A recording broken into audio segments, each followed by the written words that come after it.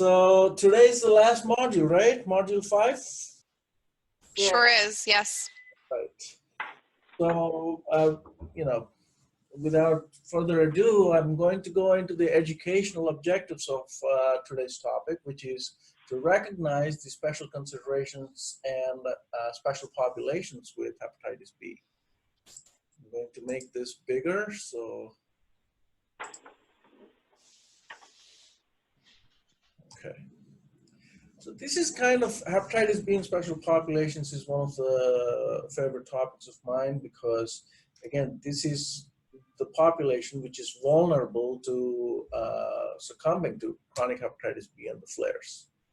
So one of the classic special population is, again, our patient who is UN, 28-year-old. She comes from she was born to parents from endemic area of the world. She's now 32 weeks pregnant. And again, when you screen this patient, she was positive for hepatitis B surface antigen. So she does have chronic hepatitis B. Antibody is negative, core antibody is positive, again, going with the current scenario of chronic hepatitis B. Now, she has E antigen that is positive, and if you remember from the previous modules, E antigen positive is associated with very high viral loads. So her viral load is about 1.1 million. Her ALT is 18. So again, she's the classic immune tolerant patient. So now what should we do? So our lady, like I said, she is still in the immune tolerant phase. She's now 32 weeks pregnant, has a viral load of 1.1 million, and her ALT is normal, right? So if you go by any of the society guidelines, this is an immune tolerant patient, less than 30 years of age.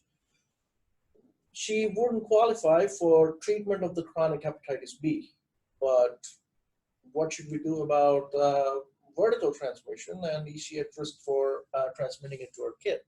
That's the big question, right? So hepatitis B and pregnancy, this is a review article that me and Dr. Calvin Pan from New York, we wrote. So during pregnancy, we know that the immune system is modified to tolerate the fetus because fetus is a foreign antigen. And therefore, in order to have a successful pregnancy, nature basically decides that the immunity becomes tolerant. The priming is mainly happening due to the macrophage activation of the T cells, not typically the B cells. And in the liver macrophages, this is one of the receptors that gets expressed. It's called the CXCL3, which is ineffective at birth. And again, this is again to make sure that the pregnancy goes successful. And as the person becomes older, the CXCL3 expression becomes effective, and if the patient gets infected with any of the viruses, they could develop immunity and they could eradicate the virus. So when we're looking at the mother-to-child transmission, in theory, the transmission can happen anytime from the time of conception till the time of delivery. Most of the time, the transmission happens, around or after delivery. But again, remember that this can happen during any time of the gestation. This is called intrauterine transmission. There's also transmission that can happen through the germ cells, through spermatozoa and through the oocytes. Okay? So again, really transmission can happen at any of these types. What we know about the intragestational transfer is E antigen, which is typically a small size particle, can go through the placenta. But typically the surface antigen is where it gets blocked off. During the transmission, both E antigen and surface antigen. So once there is rupture of membranes, once the patient is delivering, this is the time that both E antigen and surface antigen can get mixed, and there can be blood-to-blood contamination with the fetus on the mother. Transmission after delivery, again, if you fail to prophylax the kid with immunoglobulin and the vaccine, this particular neonate is also at risk to develop postnatal hepatitis B. So how can we prevent the mother-to-child transmission? So first thing is we need to screen all mothers as early as possible. Typically even better if we do it in the preconception phases. But if the mom doesn't have any access, then again, you recognize that she's currently pregnant, screen for hepatitis B surface antigen as soon as possible. We need to assess liver function and again, liver fibrosis. Typically, again, this is best done prior to the pregnancy because ultrasound and non-invasive markers like transient elastography are better prior to pregnancy. We need to check for ALT, e antigen, and DNA. And even we have all these results, it's better to check again close to the third trimester because it is the time when we need to determine whether she needs antiviral therapies. So like our patient who has ALT that is normal, but DNA that is more than 1.1 million, this is a patient that we need to closely follow from the third trimester into her postpartum period. So obstetric interventions, we do know that amniocentesis, this is to test for any kind of fetal abnormalities, can be recommended by the obstetricians. That increases the risk of hepatitis B transmission by 50%, especially in highly viremic mothers. So all invasive procedures, which can include chorionic villus sampling, amniocentesis, all these procedures need to be curtailed in order to prevent the MTCT. Cesarean section, actually again, one of my mentors and I were included in one of the papers on cesarean section. So mode of delivery, so this is where the jury is still out. There are some papers that would suggest that cesarean section is helpful, and there are some that would suggest that it doesn't. When we looked at the papers that showed about the data, what we have on cesarean section, it is all about whether you do it as an elective cesarean or emergency. If you do it as an emergency cesarean, once the rupture of membranes has occurred, it doesn't matter if you do cesarean or not, the contamination has already occurred. So in planned elective C-sections, I think there is a decrease in hepatitis B transmission from mother to child. Okay, again, you've got to do it prior to the rupture of membranes. Once the rupture of membranes have occurred, we know that vaginal secretions contain about 52% of the time hepatitis B DNA, and the transmission is bound to happen. So what do we do after delivery? So immunoprophylaxis, this is typically immunoglobulin plus vaccine. So this is the combination of both. Both of them have to be given within 12 hours after the birth of the newborn. Additional doses of 200 international units or an extra vaccine are required, again, for long-term, lifelong immunity. So if you keep it in perspective, so in E antigen positive mothers, if you don't give vaccination, the risk of hepatitis B is literally more than 90%. With vaccination, you can bring it down to 10 to 15%. Okay, and a lot of the talk today will be on the antiviral treatment for immunoprophylaxis because we want to reduce this 10 to 15% even further down to almost as negligible as possible. In E antigen negative mothers, because typically they don't have such high viral loads, if you don't vaccinate, the risk of chronic hepatitis B is less than 5%. And again, if you vaccinate, the risk goes much lower to less than 1%. Okay? So in E antigen negative mothers, unless the viral load is more than 200,000, you don't have to prescribe antiviral treatments. So if we choose to treat the mothers with antiviral treatments, which of the medications should we use? So tenofovir, this is one of the first line agents, is the one that is approved in pregnancy. The other first line agent, which is entecavir, it is not approved for use during pregnancy. Lamivudine and telbuvudine, if you remember from the previous modules, lamivudine is a third line drug, telbuvudine is a second line drug. These can be used, and again, typically when we're talking about highly prevalent areas like China, like Asia, Africa, we also should keep in mind about what is available there. Okay, so tenofovir is available in US, but in other areas of the world where there are not first-line agents that are available that frequently, I think lamivudine and talvivudine would work to basically control the infection during the third trimester. We also have to remember that fetal exposure of the drugs in the first trimester, so why not treat them early in order to prevent intrauterine transmission? So if you give them during the first trimester, there is a risk of mitochondrial toxicity with these nucleoside analogs, and that can pose risk for fetal organogenesis. Okay? So really the ideal time is around the time of gestation. The one caveat is if mothers have cirrhosis, we don't want any flares. So all cirrhotic mothers, we shouldn't stop treatment even during the first trimester. So anyone with cirrhosis, the mothers continue the treatment throughout the pregnancy. The next thing will be, this is again mothers who you will not treat.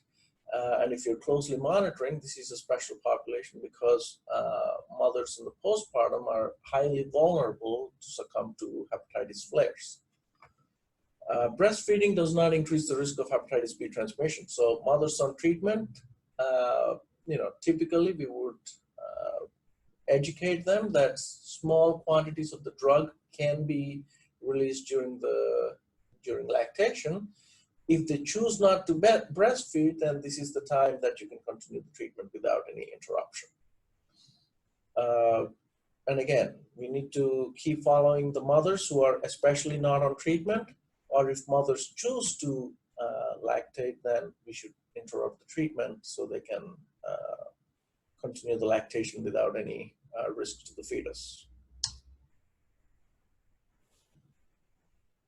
So this is a complicated slide, but to kind of break it down into a simple message. So if the mothers have hepatitis B surface antigen available and she presents for delivery, we basically have to look at surface antigen positive mothers.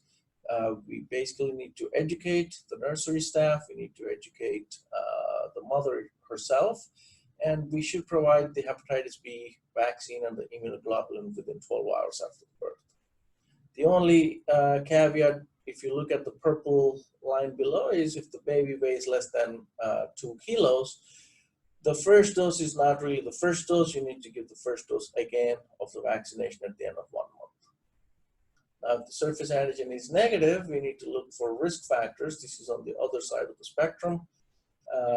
And again, if the mother has high risk features like sexually transmitted infections, injection drug use, then again, we need to retest whether the mother is positive for surface antigen. And if the mother is positive, we go to the purple algorithm. Otherwise, we go with the green algorithm. And regardless whether the mother is positive or not, the neonate, the newborn, should get at least hepatitis B vaccination after delivery.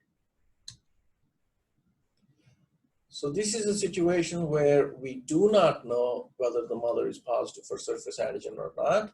And if we do not know whether she's positive, again, we need to test for maternal surface antigen as soon as possible. If it's positive, the neonate, the newborn, should get both HBV and the vaccine within 12 hours. If the mother is negative, the baby can get away with just hepatitis B vaccination. If we know, again, on the purple side, if we know that mother's hepatitis B surface antigen is known, we go with the purple recommendations, which is give the neonate hepatitis B immunoglobulin and vaccine within 12 hours. And remember that it's not just within 12 hours, they need to keep the appointment for the whole protocol, which is the 3-dose vaccination, second dose in 1 month, and third dose in 6 months.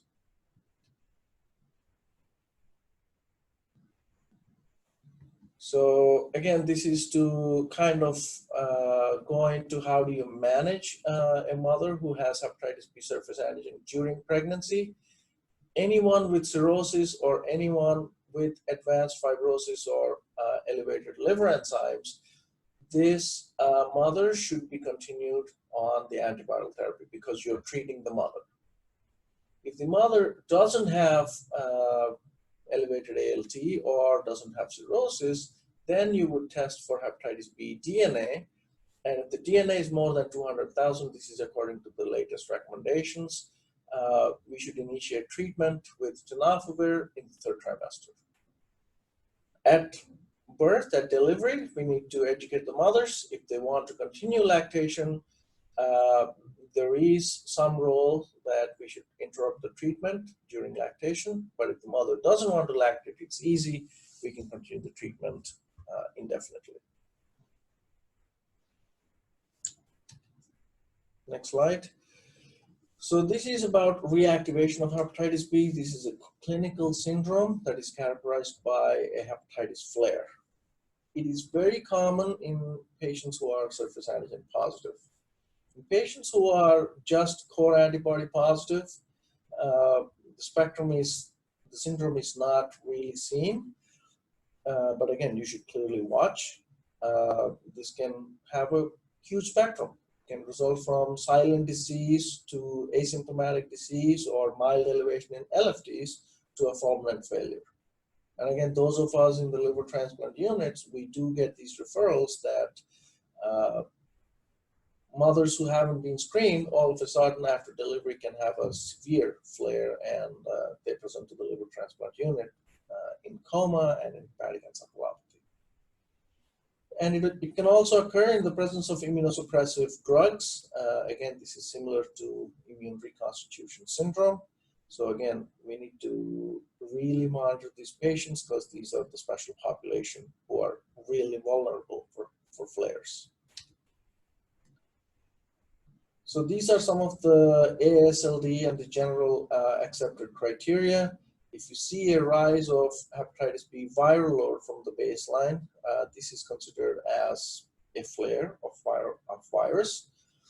Reverse seroconversion, this is basically surface antigen was negative in the past, but now it turns to be positive. This typically happens in core antibody patients who get rituximab-based treatments. And after hepatitis B reactivation has occurred, hepatitis flare. So this is the first thing to occur is a virologic flare. The virus goes up. The second thing is really the ALT. Most of the times that would go up as well, but if it doesn't go up, you would still consider treating the viral reactivation. And here, these are generally accepted criteria for a virologic flare and a hepatitic flare. So when we're looking at the patient who is at risk of reactivation, we need to keep in mind there are three main important aspects. The host, it typically occurs in males, it typically occurs in younger aged persons, and it also, if the ALT, if they already have underlying elevated liver enzymes and they have underlying liver illness, this could be due to fatty liver, this could be due to alcohol. These are the patients who are highly vulnerable to a reactivation with immunosuppression. But the two main things that we really have to keep in mind is the virus and the drugs. So if you have surface antigen positive and if you have high viral load, this is a patient who's going to have the highest risk of reactivation. And the same thing on the drug side, if you're going to give or if the patient is going to receive highly intense immunotherapies like rituximab or high dose steroids or anthracycline or stem cell transplantation, that intensity of immunosuppression is really high and that can result in reactivation. The other parameters from a hepatitis B perspective, again, e antigen positive, pre-core mutants, and low titers, or even this could be isolated core antibody, the risk of reactivation is higher with rituximab than with the other kinds of immunosuppressive therapies. So this is again present in your slides to kind of understand that those on the lower end of the spectrum are less likely to reactivate if you only have core antibody. but the ones on this side with the B cell depleting agents on the stem cell transplant, in this scenario, even if you have a core antibody, these intense immunosuppressive therapies can result in a reactivation of hepatitis B. So these are some of the AASLD recommendations. This is American Society for Study of Liver Disease in the setting of immunosuppressive or cytotoxic agents. All candidates, number one, should be screened for hepatitis B. The presence of antibody typically does not prevent a hepatitis B reactivation. So again, we need to keep this in mind because this is important. Most common scenario is the patient having a core antibody positive and a surface antibody positive. And you think that the surface antibody presence is going to prevent the patient from getting reactivation, but in reality, the answer is no. So here are some of the risks of reactivation from anti-cancer therapies. If the surface antigen is negative, the risk is about 8 to 18%, but if that surface antigen is positive, the risk really is way up, okay, 41 to 53%. Hepatitis B reactivation from anti-rheumatic therapies, again, same kind of scenario. In surface antigen negative, but core positive, the risk is about 1.7. But if surface antigen is also positive, the risk goes all the way up to 12%. And remember, if you even think that the risk is low, when these patients actually get immunosuppressive therapies, and if the LFTs goes up, they may not have a severe flare or acute liver failure. But remember, you have to stop anti-cancer therapies because you cannot give them when the liver tests are up. So again, if there's an opportunity to give them prophylaxis, we should prophylax. Otherwise, if the patients don't get antineoplastic or chemotherapies, they can succumb to their cancer because the treatment is going to be stopped. So all surface antigen positive and core antibody positive patients should get antiviral prophylaxis. The ideal timing is at least 2 weeks prior to the start of chemotherapy. And we recommend prophylaxis, again, with first-line agents. This is entecavir or tenofovir-based treatments. In surface antigen negative but core antibody positive patients, these patients can be monitored, and we can use the antiviral prophylaxis as an on-demand, but again, in a carefully monitored setting. But if they're getting rituximab or if they're undergoing stem cell transplant, you have to prophylax them with antiviral therapies. And once you start them on the treatment, these labs and viral load should be monitored every 1 to 3 months.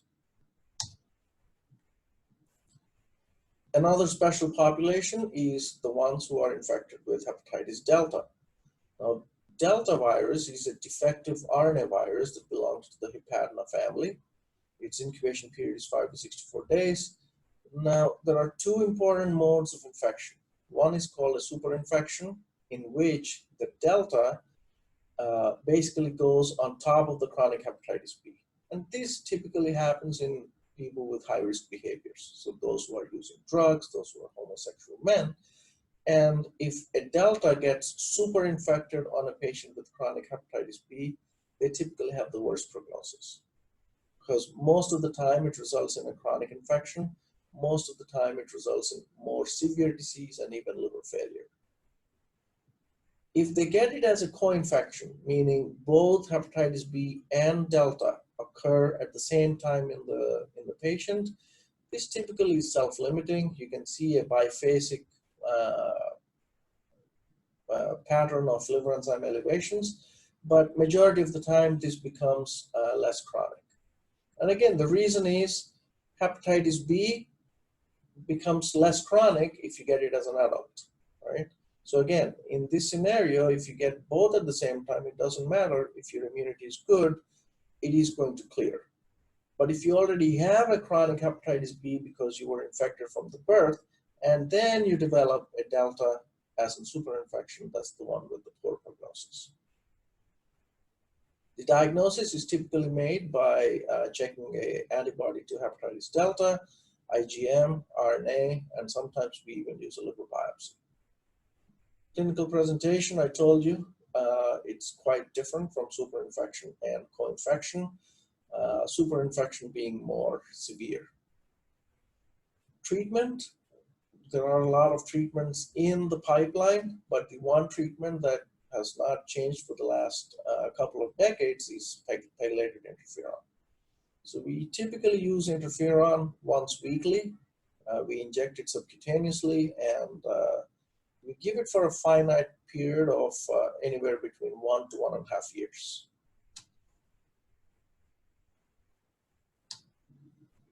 Okay.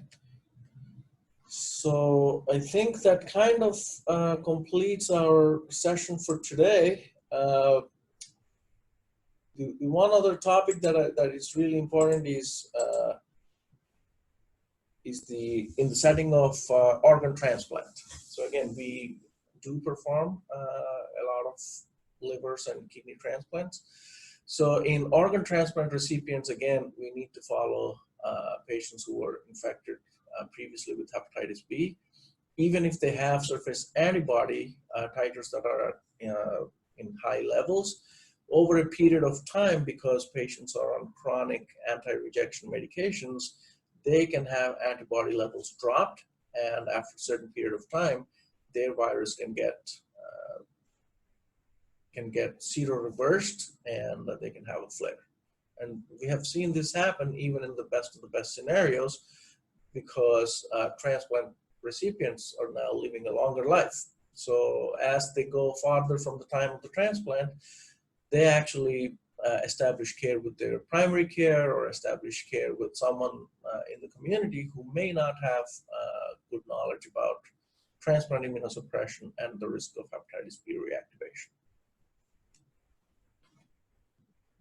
Okay, questions?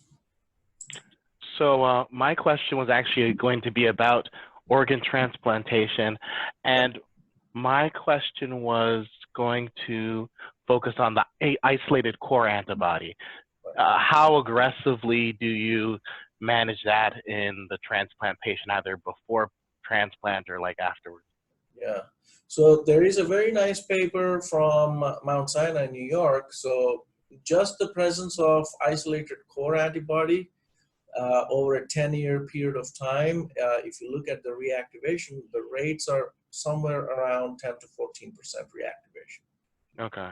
Okay, and again, it is different from kidney and liver, and there is no consensus guidelines. Again, this is where hepatitis B, the evidence is lacking. If the donor, okay, most of the time when we're actually transplanting, the recipient can be vaccinated to hepatitis B, and the recipient can have good levels of surface antibody, right? But if the donor has core antibody, this means the donor's liver actually was infected with hepatitis B. So if the recipient gets the donor liver, remember that donor liver has hepatitis B. Okay, so regardless of surface antibody being positive, either you stringently check for surface antibody titers every 6 months and vaccinate whenever the surface antibody levels go down less than 50 international units, because that is when the protection kind of becomes less. That is one strategy, or just prophylax them, because a medication like entecavir is a first-line agent. It doesn't have long-term side effects, or the same with TAF. So TAF again doesn't have the chronic long-term effects with that we see with TDF. So I basically talk to the patient, listen, you're already on a bunch of medications. Right now you're on your surface antibody is positive, but you have a liver with core antibody positive. So according to CDC, this is a high-risk donor. Okay? So unless I see a strong contraindication that this patient cannot tolerate this medication, I typically opt for prophylaxing them against hepatitis B. Okay. Yeah. With kidney transplant, again, this is where I would like to do a good study, because if you get a kidney from a core antibody positive donor, we don't have data on that. Right. And theoretically, the cells aren't infected, yeah. And in clinical practice, I don't even see the core antibody positive kidney recipients, because they're all managed by the nephrologist. Unless they have some kind of liver enzyme elevations, unless they develop fatty liver or some kind of CMV hepatitis, which kind of raises the suspicion, and then they send the patient to a hepatologist, and then I pick up, oh, this patient actually had a core positive donor kidney. But again, I see my evidence in clinical world is in the setting of abnormal liver tests. So I picked these hepatitis B, but we really don't have prospective studies on this. Okay. Yeah. I also had another question. So with the surveillance that's required for a lot of the non-amino-active forms of hepatitis B, is there a certain method that your clinic employs to sort of remind the clinic like when patients are due for follow-up? So in the liver clinic, we have templates, we have reminders, we have all sorts of help. When it boils down to if it is managed solely by at the primary care level, I think you have to generate some form of reminders, because this is not common. So for surveillance in the immunotolerant patients, again, if the viral level is high, okay, as a hepatologist or as a clinician, you would also not feel satisfied if you don't surveil them, okay? Mm-hmm. Patients do have viral loads in the millions, and I think they should be offered at least 6-month ultrasounds. The surveillance kind of becomes variable if you're an inactive carrier. Right. But the viral load is less than 2,000. The ALTs are still in the normal range. That is where you can actually have some standardized guidelines. So women after the age of 50 and men after the age of 40 should be offered every 6 months HCC surveillance. Mm-hmm. Okay, so women get a little bit break, 10 years, but again, that is because the HCC risk is higher in men than in women. Okay. Okay, but high viral load, I would, continuously look for any opportunity to treat, because if you are looking for these flares, and the ALT flares does happen, but if you're only checking it once or twice a year, you probably will not get them. You will not pick it. So sometimes I would employ every 3 months just blood tests in ALT. And once I kind of figure out that, okay, this is, the fluctuations are not that great, then I would space it out every 6 months. Okay. Yeah, I guess the difficulty is in like in the primary care setting, especially if there are only 1 or 2 providers who sort of are attentive to hepatitis B. Right. It's sort of tough to convince the patient to keep coming back, especially when they don't have like a amino-active form of Hep B infection. Especially when they don't have any symptoms. Right, right. Try convincing them to treatment. I mean, it's very hard. Mm-hmm. But if you put it in perspective, again, that's one of the reasons. So we just came back from the ASLD meeting, from the liver meeting, and again, when we're talking about immunotolerant patients, and we even had debates whether we should treat them early or we should not. There is now emerging literature that by 30, so all the rest of the societies, EASL, Apostle, a lot of them actually want to treat after the age of 30. American guidelines still say consider treatment after 40.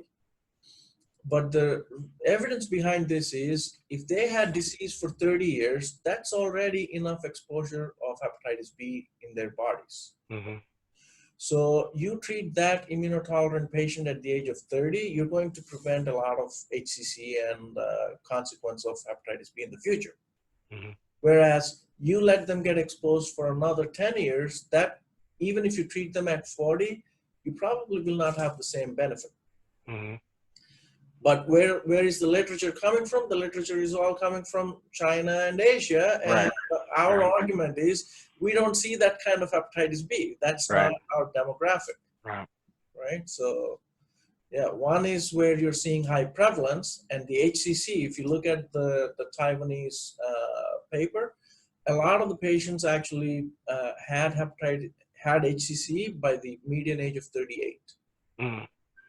Okay? But vertical transmission is way more prevalent there. So Vertical transmission yeah. way more prevalent. Immunotolerant hepatitis B is way more prevalent, and the data is from that. Mm-hmm. You know.